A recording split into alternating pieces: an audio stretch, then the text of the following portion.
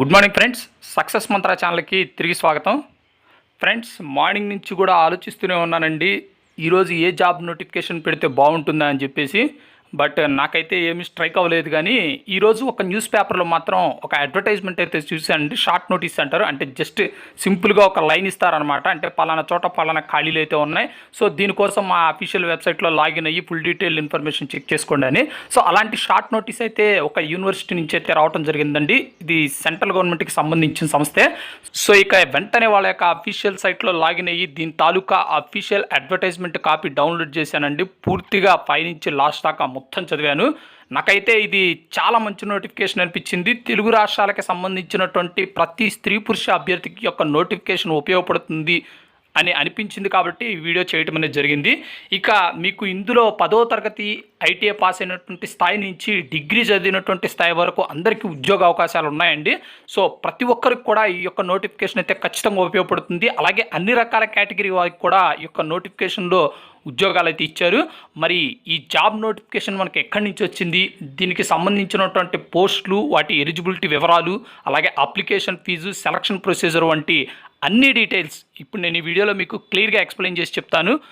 Main కంటెంట్లోకి వెళ్ళే ముందుగా అభ్యర్థులందరూ కూడా నాదొక్కటే రిక్వెస్ట్ అండి, మీరు ఫస్ట్ టైం కనుక మన ఛానల్ని విజిట్ చేసినట్లయితే మాత్రం సక్సెస్ మంత్ర అనేటువంటి మన ఛానల్ని అయితే సబ్స్క్రైబ్ చేసుకోవటం మర్చిపోవద్దు.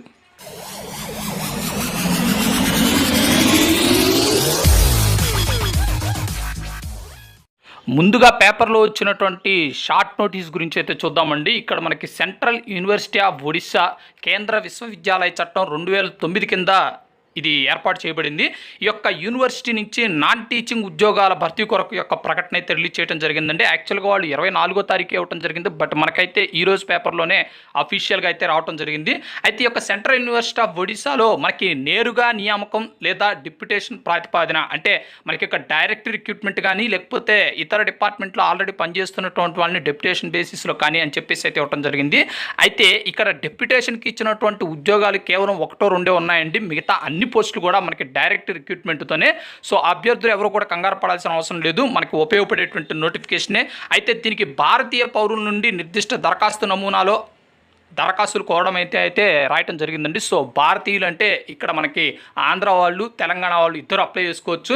జనరల్గా క్యాండిడేట్స్ అందరూ కూడా సెంట్రల్ యూనివర్సిటీ ఆఫ్ ఒడిశా అనగానే మనం అప్లై చేసుకోవచ్చా అనేటువంటి భావన అయితే ఉంటుంది. ఆ భావన పోవాలనే ఈ లైన్ చదివి వినిపించాను. సో భారత పౌరులందరూ కూడా ఈ యొక్క నోటిఫికేషన్కి అప్లై చేసుకోవచ్చండి. అయితే దీనికి సంబంధించినటువంటి అప్లికేషన్ కోసం వాళ్ళ యొక్క అఫీషియల్ వెబ్సైట్లో అయితే లాగిన్ అవ్వమని చెప్తున్నారు. అలాగే అఫీషియల్ నోటిఫికేషన్ కూడా. ఈ నోటిఫికేషన్ ఎలా ఉంటుంది, అప్లికేషన్ మనం ఎలా డౌన్లోడ్ చేసుకోవాలి అనేటువంటి వివరాలన్నీ కూడా ఇప్పుడు మనం వాళ్ళ యొక్క అఫీషియల్ సైట్లో లాగిన్ అయి తెలుసుకుందాం. ఫ్రెండ్స్, వాళ్ళు ఇచ్చినటువంటి లింక్ కనుక ఓపెన్ చేసినట్లయితే మనకి ఇలా పేజ్ అయితే ఓపెన్ అవుతుందండి, central university of Odisha website అనేది. అయితే ఇక్కడ మనకి రిక్రూట్మెంట్ సెక్షన్ అనేది ఇవ్వడం జరిగింది. 24 July 2020 employment notification for non teaching position advertisement number 02/2020. So ఇక్కడ మనకి వ్యూ పీడిఎఫ్ అని నొక్కినట్లయితే మీకు అఫీషియల్ నోటిఫికేషన్ అనేది డౌన్లోడ్ అవుతుందండి. ఇక అప్లికేషన్ ఫామ్ అనేది కనుక కొట్టినట్లయితే మీకు సంబంధించినటువంటి అప్లికేషన్ ఫామ్ అనేది ఓపెన్ అవుతుంది. ఇక పే ఆన్లైన్ అయితే కనుక ఈ యొక్క నోటిఫికేషన్కి అప్లై ఎవరైతే చేద్దాం అనుకున్నారో వాళ్ళు అప్లికేషన్ ఫీజు అయితే కొంతమందికి అయితే ఇన్సిస్ట్ చేయడం అయితే జరిగిందండి. అందరికీ అవసరం లేదు. ఆ కట్టవలసిన వాళ్ళు మాత్రం ఈ యొక్క పే ఆన్లైన్ ద్వారా మీ యొక్క అప్లికేషన్ అయితే ఫీజు చెల్లించాల్సి ఉంటుంది. ఇక ఈ యొక్క వ్యూ పీడిఎఫ్ మనం క్లిక్ చేసి దీనికి సంబంధించినటువంటి అఫీషియల్ నోటిఫికేషన్ ఇన్ఫర్మేషన్ అయితే చూద్దాం. ఇది వెబ్సైట్లో పెట్టినటువంటి అఫీషియల్ నోటిఫికేషన్ ఫామ్ అండి. Central university of Odisha employment notification for non teaching position అయితే ఇవ్వడం జరిగింది. అయితే ఇక్కడ మనకి దాదాపుగా 30 రకాల పోస్టులు అయితే ఉన్నాయండి. బట్ వీటిలో మనకి డెప్యుటేషన్ అలాగే డైరెక్ట్ రిక్రూట్మెంట్ అనేటువంటివి 2 రకాలు ఉన్నాయి. ఇందాక డెప్యుటేషన్ గురించి క్లియర్గా చెప్పాను. సో డెప్యుటేషన్ పోస్టుల గురించి అయితే మనం అసలు టచ్ చేయొద్దు. ఇక డైరెక్ట్ రిక్రూట్మెంట్ వచ్చేసరికి కూడా మనకి ఇక్కడ దాదాపుగా 12 రకాల పోస్టులు అయితే ఉన్నాయండి. వీటిలో కూడా చాలా రకాల పోస్టులకి మనకి 2 లేదా 3 సంవత్సరాల ఎక్స్పీరియన్స్ అడుగుతున్నారు కాబట్టి వాటి గురించి కూడా నేను డిస్కస్ చేయను. కేవలం మనకి ఎటువంటి ఎక్స్పీరియన్స్ లేకుండా ఫ్రెషర్ క్యాండిడేట్స్ అందరూ కూడా యూస్ఫుల్గా ఉండేటువంటివి, అలాగే చాలా తక్కువ క్వాలిఫికేషన్తో మనకు ఉద్యోగాలు వచ్చేటువంటి పోస్టుల గురించి మాత్రమే నేను ఇక్కడైతే డిస్కస్ చేస్తాను. వాటిలో ముందుగా మనకి ఇక్కడ 21వ నెంబర్ చూడండి, ఎంటీఎస్ అనేటువంటి పోస్టులు అయితే ఉన్నాయి. మల్టీ టాస్కింగ్ స్టాఫ్, ఇవన్నీ కూడా గ్రూప్ 6 సంబంధించినటువంటి పోస్టులు. ఇక్కడ మొత్తంగా 3 వేకెన్సీస్ అయితే ఇవ్వడం జరిగింది. ఇక రిజర్వేషన్ వైజ్గా అన్రిజర్వ్ వారికి 1, ఎస్సీ వారికి 1, ఎస్టీ వారికి 1 అయితే కేటాయించారు. మీకు లెవెల్ 1 శాలరీ వస్తుందండి. అంటే మనకి పే బ్యాండ్ వచ్చేసరికి 5,200 నుంచి 20,200 ప్లస్ ప్లస్ గ్రేడ్ పే వచ్చేసరికి 1800 అయితే మనకు పే చేయడం జరుగుతుంది. ఇక అలాగే 20వ నెంబర్ పోస్ట్ కనుక చూసుకున్నట్లయితే హిందీ టైపిస్ట్ అనేటువంటి పోస్ట్ అయితే మనకి ఉందండి. అది కూడా అన్రిజర్వ్ వారికి ఒకటి అయితే కేటాయించబడింది. ఇది కూడా గ్రూప్ సి పోస్ట్. దీనికైతే లెవెల్ 2 శాలరీ వస్తుంది. ఇక్కడ మనకి 5200 నుంచి 20200 ప్లస్ గ్రేడ్ పే వచ్చేసరికి 1900 అయితే కనుక పే చేస్తారండి. ఇక అలాగే 19వ నెంబర్ కనుక చూసుకున్నట్లయితే ఎల్డీసీ లోవర్ డివిజన్ క్లర్క్ అనేటువంటి పోస్టులు అయితే కనుక మొత్తంగా 9 ఉన్నాయండి. ఇవి కూడా గ్రూప్ సికి సంబంధించినటువంటి పోస్టులు. వీటికైతే అన్రిజర్వ్ వారికి 4, ఎస్టీ వారికి 2, ఓబీసీ వారికి 1, ఎస్సీ వారికి 1, ఎకనామికల్లీ వీకర్ సెక్షన్ వారికి 1 అయితే కేటాయించారు. దీనికి కూడా లెవెల్ 2 శాలరీ వస్తుంది. ఇక వీటితో పాటు మనకి ఇక్కడ పనికొచ్చేటువంటి ఇక 17 నెంబర్ చూడండి, జూనియర్ ఇంజనీర్ సివిల్ అయితే ఉందండి. ఒక పోస్ట్ అయితే కేటాయించబడింది అన్రిజర్వ్డ్ వారికి. ఇదైతే గ్రూప్ బి పోస్ట్ అండి. దీనికి లెవెల్ 6 శాలరీ వస్తుంది. ఇక అలాగే జూనియర్ ఇంజనీర్ ఎలక్ట్రికల్ అనేటువంటిది కూడా ఒక పోస్ట్ ఉంది, అన్రిజర్వ్డ్ వారికి కేటాయించబడింది.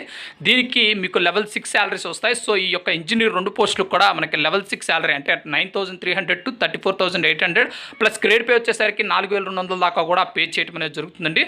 సో ఇప్పుడు మనం చెప్పుకున్నటువంటి ఈ 5-6 పోస్టులు అయితే మాత్రం మనకి ఎటువంటి ఎక్స్పీరియన్స్ లేకుండా ఫ్రెషర్ క్యాండిడేట్స్ అందరూ కూడా అప్లై చేసుకునేటువంటి పోస్టులు అండి.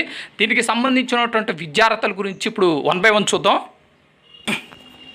ముందుగా 21వ నెంబర్ ఎంటీఎస్ పోస్ట్ కనుక చూసుకున్నట్లయితే 30 సంవత్సరాల దాకా కూడా క్యాండిడేట్స్ యొక్క పోస్ట్కి అయితే అప్లై చేసుకోవచ్చు అండి. అయితే ఓబీసీ క్యాండిడేట్స్ అయితే కనుక 33 సంవత్సరాల దాకా, ఎస్సీ ఎస్టీ క్యాండిడేట్స్ అయితే 35 సంవత్సరాల దాకా కూడా అప్లై చేసుకోవచ్చు. ఇక ఎడ్యుకేషనల్ క్వాలిఫికేషన్ వచ్చేసరికి కేవలం 10వ తరగతి పాస్ అయితే చాలండి, లేదా మీరు ఐటీఐ పాస్ అయినా సరే ఈ యొక్క నోటిఫికేషన్కి అప్లై చేసుకోవచ్చు. సో చాలా సింపుల్ క్వాలిఫికేషన్, మన ఎక్కువ మందికి ఉండేటువంటి క్వాలిఫికేషన్ ఇది. ఇక నెక్స్ట్ పోస్ట్ వచ్చేసరికి హిందీ టైపిస్ట్ అనేటువంటి పోస్ట్కి అయితే కనుక 30 సంవత్సరాల లోపు ఉన్నటువంటి క్యాండిడేట్స్ అందరూ అప్లై చేసుకోవచ్చు అండి. ఇందా నేను చెప్పాను ఆల్రెడీ, మనకి ఇక్కడ ఓబీసీ వారికి అయితే 3 years, ఎస్సీ ఎస్టీ క్యాండిడేట్స్ అయితే 5 years రిలాక్సేషన్స్ అన్ని కూడా ఈ యొక్క పోస్టులన్నిటికి కూడా వర్తిస్తాయని చెప్పేసి వాళ్ళు జనరల్ ఇన్స్ట్రక్షన్స్లో ఇచ్చారు.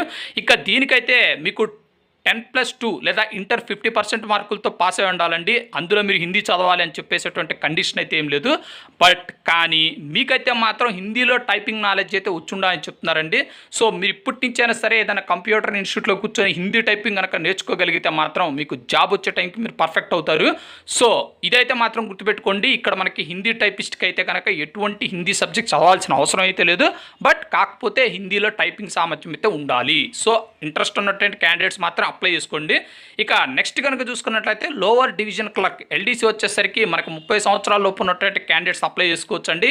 ఇక్కడ మనకి 10+2 లేదా ఇంటర్ 50% మార్కులతో పాస్ అయి ఉండాలండి. ఇక్కడైతే కనుక మీకు ఇంగ్లీష్లో టైపింగ్ చేసేటువంటి నాలెడ్జ్ ఉన్న పర్లేదండి. సో ఇంగ్లీష్ కానీ హిందీ కానీ 2 టైప్ చేసేటువంటి సామర్థ్యం ఉన్నటువంటి క్యాండిడేట్స్ అందరూ కూడా ఈ యొక్క ఎల్డీసీ పోస్ట్కి అప్లై చేసుకోవచ్చు అని అయితే చెప్పడం జరిగింది. ఇక నెక్స్ట్ పోస్ట్ వచ్చేసరికి జూనియర్ ఇంజనీర్ ఎలక్ట్రికల్ అయితే కనుక 35 సంవత్సరాల దాకా కూడా అప్లై చేసుకోవడానికి అవకాశం ఇచ్చారండి. సో ఇక్కడ ఓబీసీ క్యాండిడేట్స్ అయితే 38 దాకా, ఎస్సీ ఎస్టీ క్యాండిడేట్స్ అయితే 40 సంవత్సరాల దాకా కూడా అప్లై చేసుకోవచ్చు. దీనికైతే మీరు జస్ట్ ఇంజనీరింగ్ డిగ్రీ కనుక ఫస్ట్ క్లాస్ మార్కులతో కంప్లీట్ అయిపోతే సరిపోతుందండి. సో 60% పైన వచ్చినటువంటి క్యాండిడేట్స్ అప్లై చేసుకోవచ్చు. లేదు మేము ఏదైనా డిప్లొమా చదివాము, ఆల్రెడీ ఏదైనా ఇన్స్టిట్యూషన్లో పనిచేసినటువంటి ఎక్స్పీరియన్స్ ఉంది అనుకుంటే మాత్రం మీరు కూడా అప్లై చేసుకోవచ్చు అండి. సో ఇక్కడ మనకి ఇంజనీరింగ్ వాళ్ళకి అలాగే డిప్లొమా క్యాండిడేట్స్ ఇద్దరికి కూడా అవకాశం అయితే కల్పించారు. డిప్లొమా వారికి అయితే మాత్రం కంపల్సరీగా కన్సర్న్డ్ ఫీల్డ్లో అయితే మాత్రం ఎక్స్పీరియన్స్ అయితే అడుగుతున్నారు. డిగ్రీ బీఈ లేదా బీటెక్ చేసినటువంటి అభ్యర్థులు అయితే కనుక మీకు ఎక్స్పీరియన్స్ లేకుండానే ఈ యొక్క జూనియర్ ఇంజనీర్ ఎలక్ట్రికల్ పోస్ట్కి అప్లై చేసుకోవచ్చు. ఇక జూనియర్ ఇంజనీర్ సివిల్కి కూడా సేమ్ అండి. ఇక్కడ మనకు 30 సంవత్సరాల దాకా అప్లై చేసుకోవచ్చు. ఫస్ట్ క్లాస్ బీఈ కానీ లేకపోతే బీటెక్ డిగ్రీ అయితే అడుగుతున్నారండి సివిల్ ఇంజనీరింగ్లో.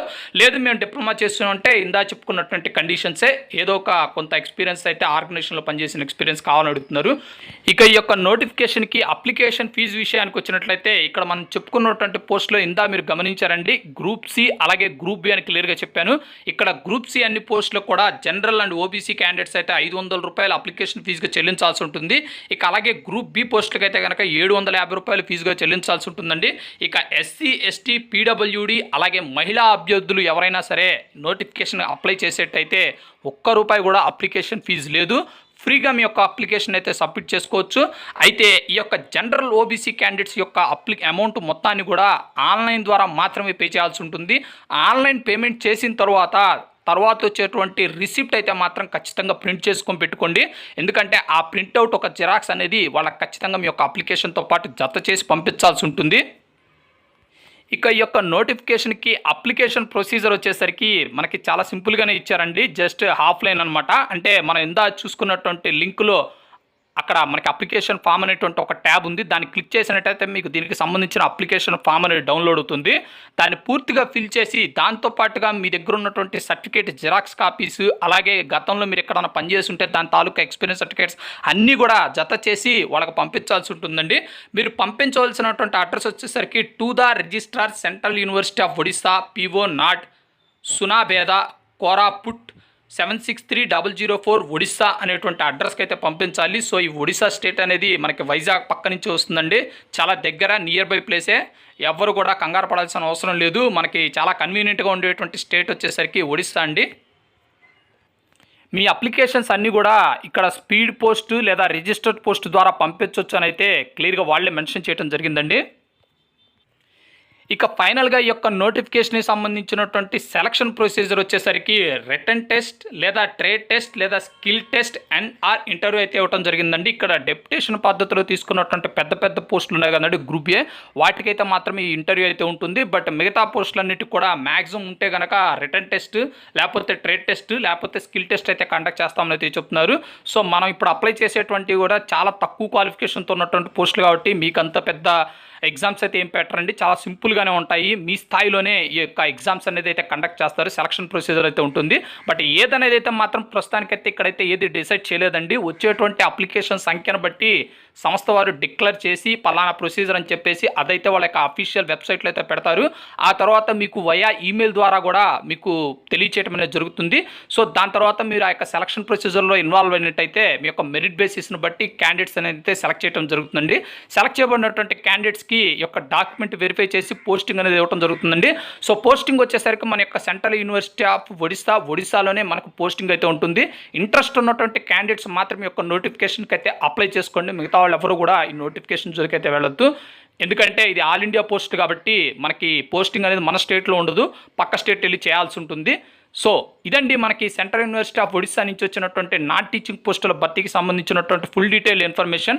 అభ్యర్థులు ఎవరైతే దీనికి అప్లై చేయాలనుకున్నారో దానికి సంబంధించినటువంటి అప్లికేషన్ PDF లింక్ కూడా నేను ఆల్రెడీ కింద వీడియో డిస్క్రిప్షన్ బాక్స్లో పెట్టాను. సో మీరు యొక్క నోటిఫికేషన్ దాని నుంచి డౌన్లోడ్ చేసుకొని ఒకసారి తరోగా చెక్ చేసుకొని ఆ అప్లికేషన్ ఫామ్ కూడా డౌన్లోడ్ చేసుకొని పూర్తిగా ఫిల్ చేసి మీ యొక్క అప్లికేషన్ అయితే మాత్రం ఇన్ టైంలో సబ్మిట్ చేయాలండి.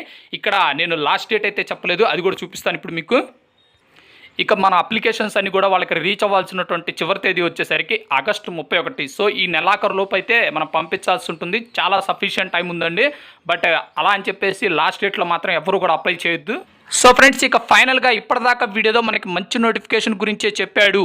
ఇది మనకు కాకపోయినా సరే మన ఫ్రెండ్స్కి లేదా ఫ్యామిలీ మెంబర్స్కి ఉపయోగపడుతుంది అనేటువంటి ఫీలింగ్ కనుక మీకు అనిపిస్తే ఈ వీడియోని అయితే ఖచ్చితంగా లైక్ చేసి మన ఛానల్ అయితే సపోర్ట్ చేయండి. ఒకవేళ మీకు కనుక ఈ వీడియో నచ్చనట్లయితే మీకు ఎందుకు నచ్చలేదు అనేటువంటి రీజన్ అయితే మాత్రం కింద కమెంట్ సెక్షన్లో కమెంట్ చేయండి. ఈ యొక్క రీజన్స్ అన్నిటిని కూడా నేను పోలప్ చేసుకొని రెక్టిఫై చేసుకొని నెక్స్ట్ రాబోయేటువంటి రోజుల్లో మంచి మంచి వీడియోస్ మీ ముందుకు తీసుకురావడానికి అయితే ప్రయత్నం చేస్తాను. మరొక మంచి జాబ్ నోటిఫికేషన్తో మీ ముందుకు వస్తాను. అప్పటిదాకా సెలవు. Thank you. Have a nice day. శ్రమేవ జయతే.